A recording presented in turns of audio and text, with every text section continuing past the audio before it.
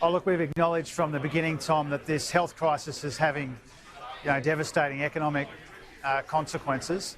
So to some extent, obviously we are a victim of that.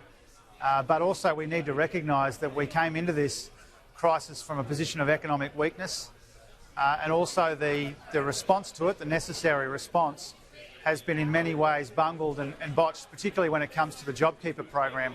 I'm here now with a whole bunch of Donata workers who've been excluded from the JobKeeper program. That means that they're off to Centrelink, unfortunately, so the unemployment queues are longer than they need to be. So it's important how we respond to this recession. We're not confident that the government's got it right. The HomeBuilder scheme as well, you've put out a release on this citing the Master Builders Association saying more could have been done. The CEO, Danita Warren, was actually at the news conference today and sounded pretty happy. Are they unhappy with the announcement? Oh, look, I think all of the affected sectors, and particularly the badly affected ones like construction, will take support where they can get it. And that's our approach too, that support for this sector is really important. There's a lot of workers in there. The point that we're making is if you really want to support jobs in the building industry, then you need a more comprehensive plan than this. It's pretty amazing, really, when you think about it, that they found $700 million for a program, but not a cent, for example, for public housing. I would have thought public housing would have been a good way to invest in jobs, but also to create lasting benefit for vulnerable people in our society. So I think in that respect, it's a bit of a missed opportunity. Given what Labor's been saying today on public housing, would you expect the opposition to take a major policy on this to the next election? It's a crisis, according to Anthony Albanese. Oh, look, we haven't just been saying this today. To give Anthony Albanese and Jason Clare their due, for more than a month now we've been saying that this industry is headed for a really difficult period and it needs support, and we put ideas on the table in a really constructive way.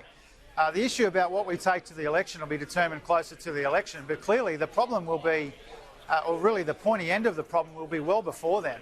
This is an industry that needs support now. In the coming months it'll be extremely difficult.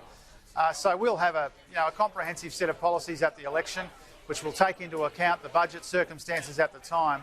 But this is a more pressing need here. And the problem that we've got with the package, obviously it's, any support is welcome, but it's just not comprehensive enough to make a big enough difference. Is childcare a big focus too? A lot of focus on the short term, whether the free childcare ends on June, but longer term, not perhaps free childcare for every single person, but something approaching that. You might have 95% subsidies, for example, that cover most of the workforce. Would Labor be willing to spend money in this area? Oh, look, we've got a good record of investing in early education. I think the next step is to see what the government comes up with. There in the coming weeks they'll be saying more about childcare, so we need to know what kind of system we would inherit if and when the government changed hands. But we've always made it a priority. We're very concerned that even with all the fanfare around what the government's doing in childcare at the moment, it's still not really investing more in early education.